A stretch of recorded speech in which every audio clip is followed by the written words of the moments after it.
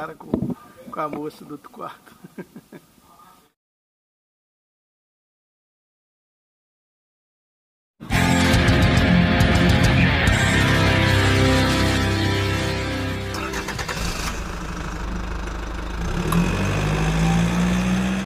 Bom, esse aqui é o quarto que eu fiquei. A cama boa, a cama para limpar com as tralhas.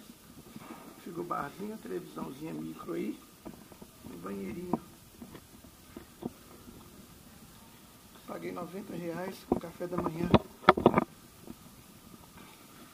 Na pousada Lampião. Pousada Lampião.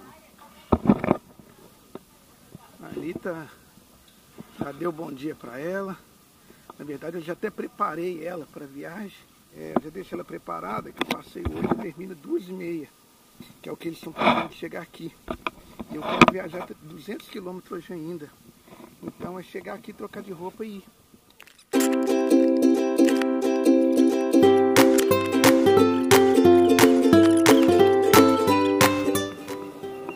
Esqueci a chave da pousada na mão, vou ter que voltar lá.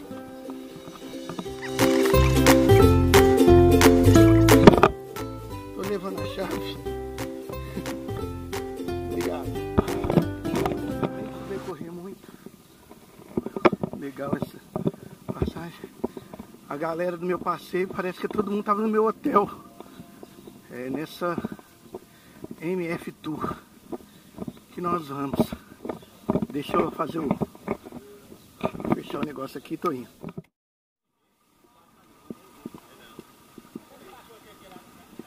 Ticket na mão. Nosso catamarã já está esperando. Aquele ali embaixo, Delmiro Gouveia. Agora bora lá fazer o passeio. Opa, bom? É com você? É. Obrigado. Obrigado você. Bom dia.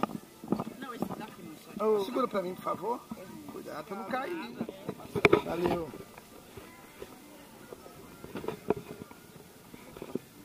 Bom dia. As lanchas ali do...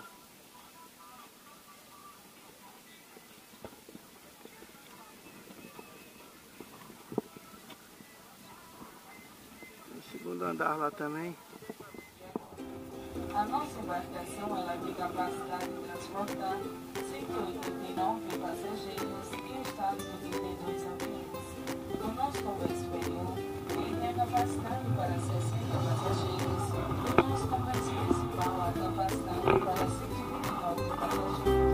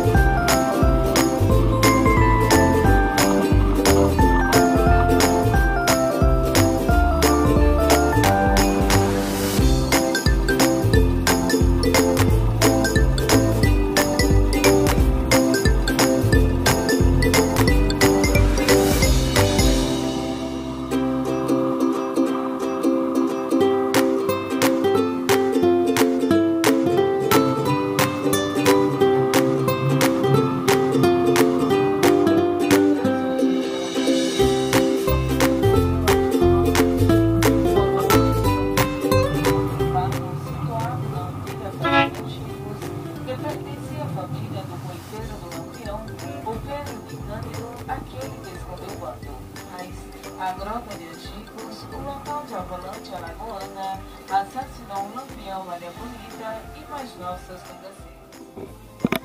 Bom, chegamos aqui na fazenda do Angico, onde pegaram o lampião, né?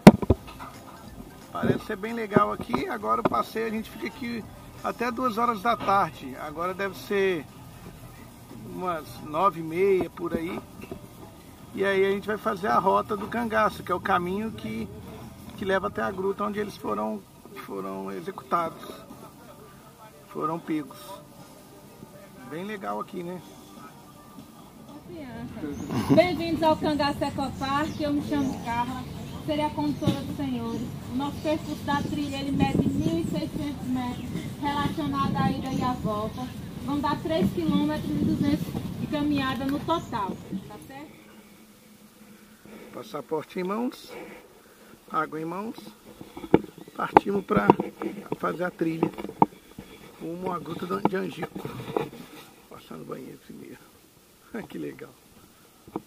Moleque. Opa.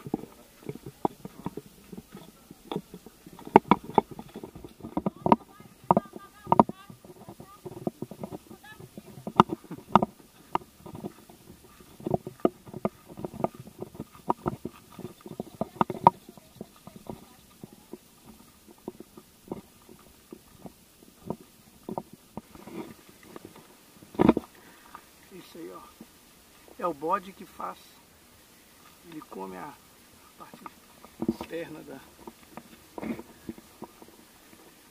cacto. Não pense que ele chegou e disse, Lampião, deixa eu entrar aqui no seu banco, bater um retrato de vocês não. Ele falsificou uma carta, entregando a Lampião, dizendo que esses padres para poder consultar. Aí o padre Cícero já tinha falecido, então o Lampião não podia perguntar para ele, né? Então ele teve só uma opção, confiar. Mas para isso ele fez Benjamin ensinar ele a tirar foto, para ele ter certeza de que a máquina não era uma arma. Já que o flash da época era faísca de fogo, né? Aquela máquina com o nome de lambe-lambe. Aí quando ele ensinou o Benjamin ensinou ele a tirar foto, ele teve certeza que não era, ele pode ficar. Mas mesmo ele ensinando, ele teve que botar ele primeiro na frente para ele mesmo tirar foto e ver se ele não morreu, não. Não era uma arma. Aqui é retrato e o selfie é autorretrato. Porque é na caatinga. Essa daí é a macambira, que é a bromélia. Ela é muito parecida com a babosa ou abacaxi, porque é da mesma família de bromélia, tá certo? Vão captando, não deixa muito. Tem aquela plaquinha lá, ó. Ela tá escrito, posto do Tamanduá, local onde o primeiro tiro foi disparado contra o bando de Lampião. Que tiro foi esse? Vou logo adiantando que eu não sou da Jojo, por favor não caiam aí, tá? Esse tiro ele partiu de um soldado da Volante por nome de Abidon. Mas apesar de soldado, foi considerado como tiro acidental. Por quê? Ele havia recebido ordem do tenente João Bezerra que ele seria o primeiro a atirar por ser o líder da operação. Mas o Abidon jovem, seu segundo combate, por não ter tanta experiência, o nervosismo toma conta dele e ele acaba adiantando esse tiro, que só serviu para chamar a atenção de Lampião, porque o propósito dele era atingir Amoroso. Tiro que pegou de raspão, atravessando a cartucheira de Amoroso. Ele corre ferido, mas não consegue avisar o Lampião que os macacos, que era como eles se referiam à polícia, estavam aqui ao redor.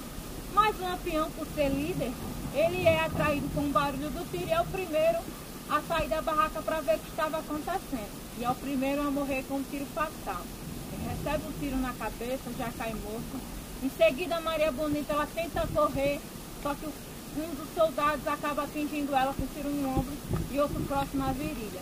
Ela cai lúcida, mas imóvel não consegue correr. E presenciou os tiros que duraram cerca de 10 a 15 minutos. E no término dos tiros, eles tiveram a ideia de cometerem um ato de decapitação. A decapitação era a prova de que tinha matado o rei do canhaço. Sem falar que a cabeça do Lampião valia 50 mil contos de réis. Então eles tinham que levar as cabeças para provar que matou. Colocaram elas dentro de lata com querosene e cal para serem consagradas. Foram levadas até a escadaria do Palácio de Dom Pedro II, que hoje é a atual Prefeitura Municipal de Piranha. Lá, essas cabeças ficam expostas por um tempo. É lá onde foi feita aquela foto oficial.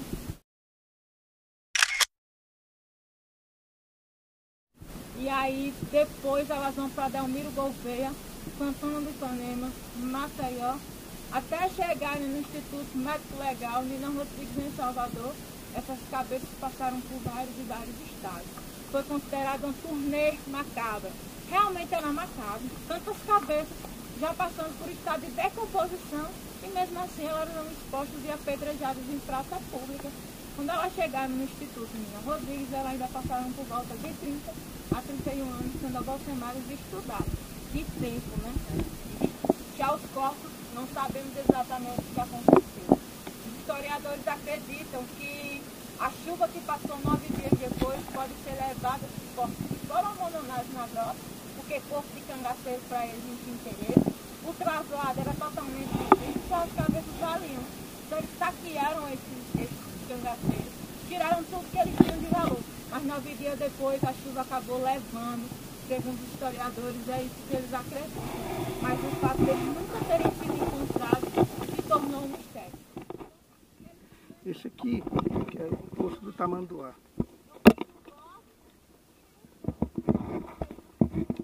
É o local onde o primeiro tiro foi disparado.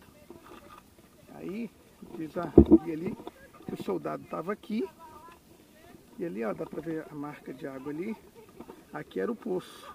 Então o cangaceiro estava ali e o soldado aqui. Na distância dessa ele ainda quase errou o tiro. Nervosismo, era 5h30 da manhã. Ainda estava escuro. E aí, aqui era o pocinho d'água. Tinha água aqui, a marca ali, ó. O soldado. O cangaceiro aí. Ele já entrou em 1920. Foi quando ele e a família tiveram suas terras perdidas por um coronel, por nome de José Capuchinho, um coronel pernambucano e vizinho dele. Esse coronel desapropriou a família e ainda alegou que eles eram ladrões perigosos. Então, o Lampião e a família deixaram suas terras e foram perseguidos. Aí na perseguição resultou com a morte dos pais dele. Foi quando ele se revoltou, jurou vingança até a morte e entrou com 3 irmãos dele no grupo do senhor Pereira, que já era inimigo do coronel José Saturnino devido aos conflitos políticos. Aí Lampião entrou com Levino, Ezequiel e Antônio, que foram os seus irmãos. O único que não quis entrar foi João Ferreira. E daí então o Lampião ele acaba se destacando, porque em 1921 ele assumiu a chefia do senhor Pereira. Em 1922 ele atacou Água Branca, a casa da baronesa Joana de Albuquerque, que era poderosa, e ele saqueou dela ouro, passeou com ela de braço dado em praça pública, e todos questionavam quem era aquele homem que ousava afrontar a baronesa daquela forma. Então foi quando também os boatos se espalham, o governo decidiu que ia dar um jeito de parar o Lampião e convidou ele, fazendo com que Padre Cícero, junto com Flora Bartolomeu, convidasse o Lampião para ir até a cidade do Crato, no Ceará. O objetivo deles era passar patente de capitão, fardamentos e munições para Lampião se sentir aliado deles. Mas, na verdade, eles queriam era botar coluna e cangaço de frente e que ambos, né, enfraquecessem. Só que o Lampião de besta não tinha nada. Ele teve todo o cortejo, né, ele recebeu tudo dentro da lei, o governo armou ele até os dentes. E no final, sabe o que foi que ele disse, depois de já estar com tudo em mãos? Disse a Padre Cícero que respeitava muito, aceitava assim. Patente de capitão, fardamentos e munições, mas combater a coluna não. Até porque o Carlos Prestes não era um homem de se confrontar e sim de se admirar.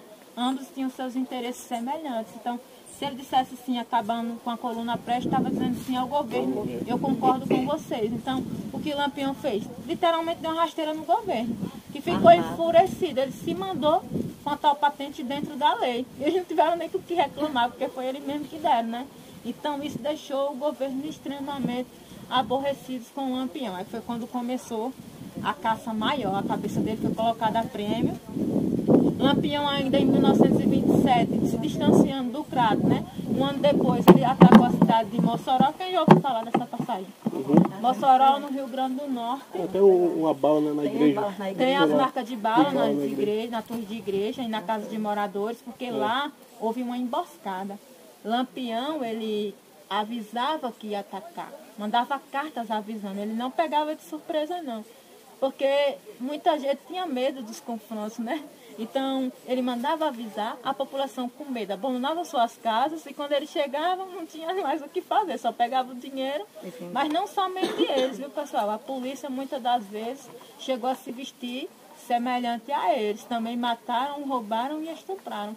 Foi como eu falei, ao invés de Corisco ter chegado aqui, quem chegou foi eles disfarçados. Então, muitas pessoas juram que viu o Lampião, mas não existia a identidade real dele. Então, qualquer um pode ter sido Lampião, poderia ser Lampião. Então, por isso a polícia se aproveitava dessas ocasiões. Em Mossoró, como eu falei, só o fato de ouvirem falar que Lampião ia passar por lá já assustava a população. E eles sempre corriam. Só que dessa vez eles resolveram ficar. Lampião ia achar que eles não estavam, eles ficaram escondidos. E quando ele chegou, foi recebido a chuva de bala. Perdeu um de seus cangaceiros por nome de Jararaca. Jararaca foi considerado um dos melhores cangaceiros que ele tinha. Ele foi preso, torturado, baleado. A população fez ele cavar a própria cova e enterrou ele ainda vivo. Hoje lá em Mossoró, ele é considerado o cangaceiro que virou santo.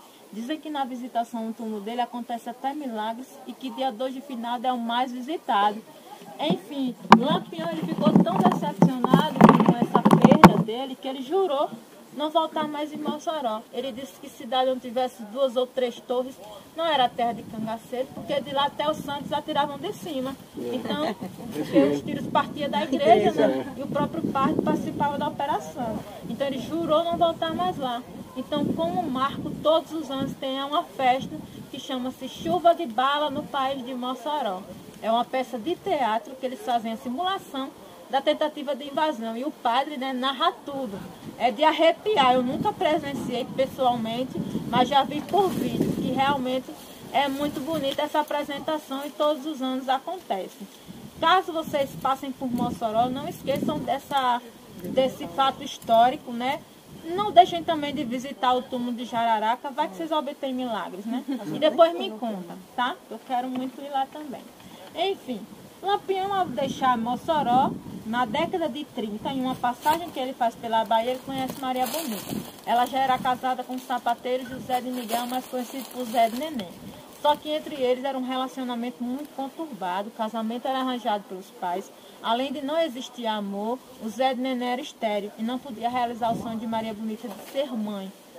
Então, foi uma das razões a mais que fez ela abandonar o seu marido pela última vez. Quando ela soube que Lampião retornaria para pegar as encomendas com seu marido, ela pediria a ele para fazer parte do movimento. E foi o que aconteceu. Maria Bonita, ela mesma, se oferece a entrar por bando. Sendo a primeira mulher a entrar.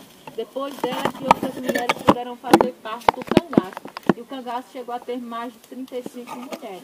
Teve mulheres que se destacaram, né, como a própria Maria Bonita, mulher do capitão, a Dadá, companheira de Corisco, chegou a pegar em armamento superior. Houve um tempo que ela chegou a liderar o bando, mas depois eu chego lá, tá certo? O fato é que, depois da entrada de Maria Bonita, muita coisa mudou, porque as mulheres não podiam entrar.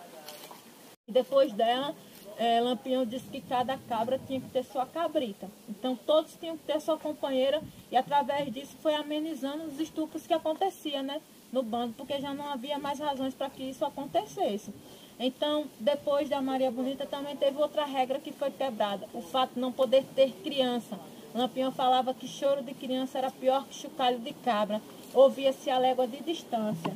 Não podia. Se tivesse, tinha que entregar a padres, juízes ou coiteiros, que eram pessoas da confiança deles. Então, essa filha deles foi entregada por um casal de vaqueiros, por nome de Severo e Aurora, que moravam no município de Porto da Folha, aqui mesmo, em Sergipe. Essa menina ficou com o casal até os 5 anos de idade. A população entregou o casal para a justiça. O juiz ficaria com a menina, mas João Ferreira surgiu. Lembra do irmão dele que não entrou? Ele apareceu já com 8 anos de idade. Ele pegou a sobrinha para criar e deu procedimento à criação dela. Aí aos 18 anos é que ela casou e construiu a sua família. E uma das filhas dela mais conhecida, a mais velha dela, é a Vera Ferreira Lúcia, historiadora e jornalista. Tem um livro Bonita Maria do Capitão e o de Virgulino Lampião, que fala do avô e da avó. Então, todos os anos elas vêm até aqui à grota, celebram a missa do cangaço, que fez 81 anos esse ano. Todos os anos acontece no dia 28 de julho essa missa. O plano deles aqui na grota foi movido, Lampião ele foi movido até aqui, através de Maria Bonita, no intuito de passar a chefia do bando para Corisco assumir, eles compraram uma fazenda em Minas, trocar de identidade justamente por causa dessa menina. Mas o destino já estava traçado e aqui na grota eles acabaram sendo emboscados. Muita gente fala, como é, se fosse eu que fosse torturado como Pedro foi, eu não deixaria que arrancasse uma unha minha. entregaria. Gente, mas esse é o nosso olhar de hoje. Mas na época a palavra valia a honra da pessoa. Se ela não tivesse palavra, não valia nada. Por isso que Joca Bernardes não tinha confiança de ninguém. Porque a hora ele era cangaço, a hora ele era volante. Quem pagasse mais, ele vendia informações. Já Pedro tinha questão, claro que ele tinha receio de que Lampião, né, conseguisse fugir, procurasse para se vingar, mas tinha a questão da palavra que ele havia dado, que valia muito. As pessoas até compravam com a palavra, né? Deixavam na conta lá e depois iam pagar. Outra coisa que aconteceu aqui, que é uma coisa bem interessante, foi Luiz Pedro, um dos cangaceiros que conseguiu fugir juntamente com os 24, conseguiu cercar o cerco da polícia, mas retornou para cumprir com a palavra que ele tinha dado para Lampião. Ele acidentalmente matou um dos irmãos dele e ele perdoou porque viu que ele não teve culpa. Foi um acidente. Irmão de quem? De Lampião. O Luiz Pedro matou o irmão de Lampião. Lampião presenciou a cena e viu que ele não tinha culpa. E deixou ele permanecer. E ele, em forma de gratidão, prometeu: capitão, quando o senhor morrer, eu morrerei junto. Só que na hora da agonia, do desespero, ele fugiu com os demais. Maria Bonita ainda estava viva, agonizando, mas questionou o padre Luiz Pedro e a promessa que tivesse feito seu capitão. Ele retornou e foi morrer ao lado dele. Na grota de Angicos morreu um soldado, Adrião Pedro de Souza. A morte dele foi conhecida como fogo amigo, pois foi um próprio colega de farda quem o matou. Porque na discussão por conta dos pertences de valor, eles discutiram e um atirou no pé do outro. O Adrião atirou no pé do tenente que revidou, matou ele, levou o corpo e alegou aos superiores que tinham sido os próprios cangaceiros. Uma das mortes mais cruéis, eu particularmente costumo dizer, foi a da Maria Bonita, porque ela tinha sido só ferida. Lembra que eu falei que ela caiu lúcida? Mas no término dos tiros, eles tiveram a ideia de cometerem um ato de decapitação e começou por ela, ou seja, ela ainda estava viva quando foi decapitada.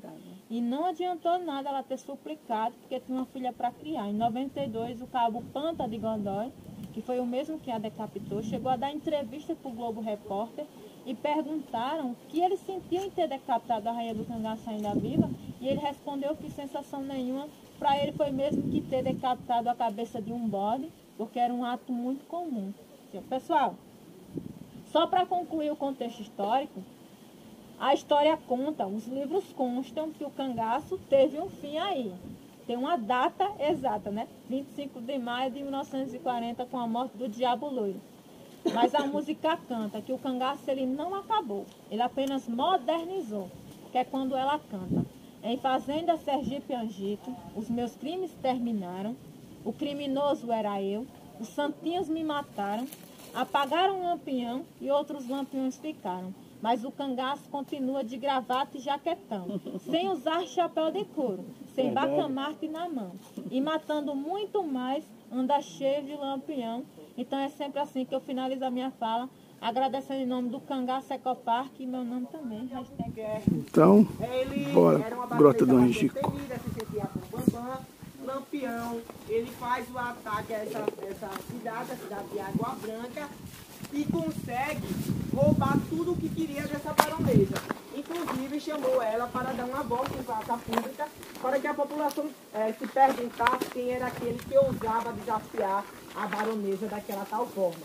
Foi a partir daí que Lampião ele começou a se tornar famoso, acrescenta esse movimento, inclusive foi manchete de vários jornais.